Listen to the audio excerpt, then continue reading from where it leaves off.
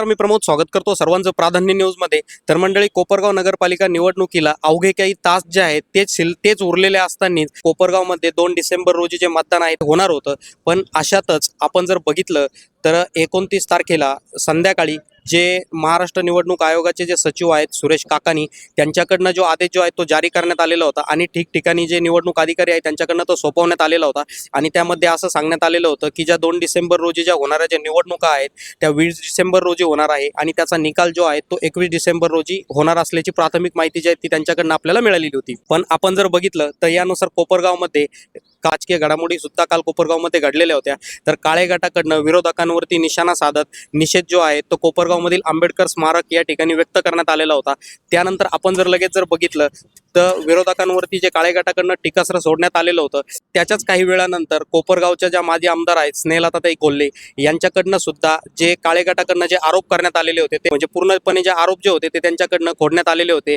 त्यानंतर आपण जर बघितलं तर काल दिवसभर माध्यमांमध्ये अनेक ज्या काही बातम्या ज्या आहेत त्या फिरलेल्या होत्या की निवडणुका आहेत त्या पुढे ढकलण्यात आलेल्या आहेत। त्याचबरोबर नंतर दुपारनंतर परत काही बातम्या ज्या आहेत त्या काही माध्यमांनी दाखवलेल्या होत्या ज्या निवडणुका आहेत त्या होणाऱ्या वेळेतच होतील।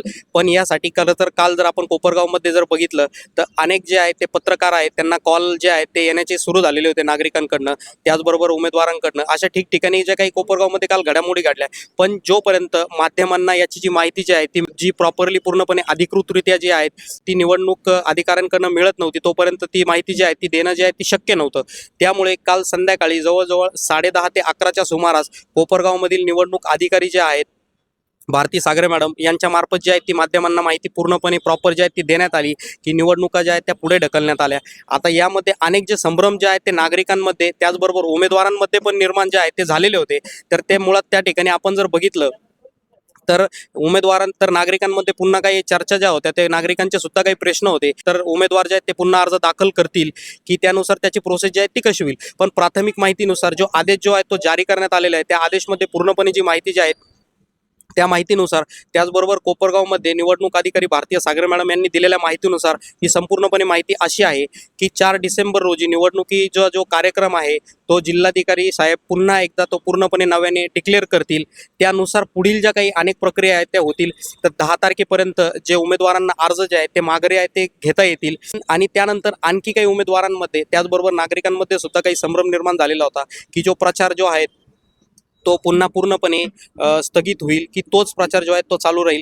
पण ज्या निवडणूक आयोगाच्या ज्या माहितीनुसार निवडणूक अधिकाऱ्यांच्या माहितीनुसार आपल्याला जी माहिती आपल्यापर्यंत जी प्राप्त झालेली आहे त्यानुसार अशी माहिती सांगण्यात आलेली आहे। तर काल 30 नोव्हेंबर संध्याकाळपासून जो प्रचार जो आहे तो पूर्णपणे बंद करण्यात आलेला आहे आणि आता नव्याने पुन्हा परत 4 डिसेंबर रोजी जो कार्यक्रम आहे तो जाहीर होईल आणि त्याच कार्यक्रमामधनं आणि त्यानंतर पुढची जी पूर्णपणे जी प्रोसेस आहे नव्याने काय असेल किंवा प्राथमिकरित्या जी माहिती असेल ती पूर्णपणे सर्वांपर्यंत पुन्हा जे निवडणूक अधिकारी आहे त्यांच्याकडनं पोहोचवण्यात येईल अशी संपूर्ण जी प्राथमिक जी माहिती आहे ती भारती सागरे मॅडम निवडणूक निर्णय अधिकारी आहेत कोपरगावमध्ये भारती सागरे मॅडम त्यांच्याकडनं ही माहिती पूर्णपणे पुन्हा माध्यमांना नव्याने 4 डिसेंबरच्या नंतर जो कार्यक्रम आहे तो डिक्लेअर होईल ती माहिती त्यांना पूर्णपणे देण्यात येणार आहे। आता जे नव्याने पूर्णपणे जे काही आदेश जारी झालेले आहेत याप्रमाणे पूर्णपणे जो संभ्रम जो आहे तो जनतेमध्ये पूर्णपणे दूर करण्याचा एक जो प्रयत्न आहे तो कोपरगावचे निवडणूक निर्णय अधिकारी जे आहेत त्यांच्याकडनं पूर्णपणे जी माहिती जी आहे ती सांगण्यात आली आणि तो पूर्णपणे देण्यात आलेला आहे। रिपोर्ट प्रमोद पवार सह कॅमेरामन शिवकुमार इंगळे, प्राधान्य न्यूज, कोपरगाव। दिनांक 29/11/2025 रोजी ज्या नगर परिषदांमध्ये अध्यक्षपदासाठी आणि सदस्यपदांसाठी ज्या ठिकाणी अपील दाखल झालेला असेल त्या अपिलामुळं की सदरची जी निवडणुकीची प्रक्रिया आहे ती स्थगित करण्यात यावी असा 29/11 एक पत्र देऊन आयोगानं सांगितलेलं होतं।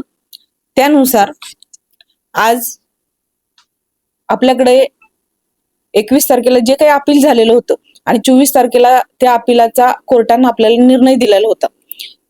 कोर्टाच्या अपिलाच्या निर्णयानुसार 3 दिवसाची मुदत ही माघारीसाठी आवश्यक होती, परंतु निवडणूक आयोगाच्या कार्यक्रमानुसार म्हणजेच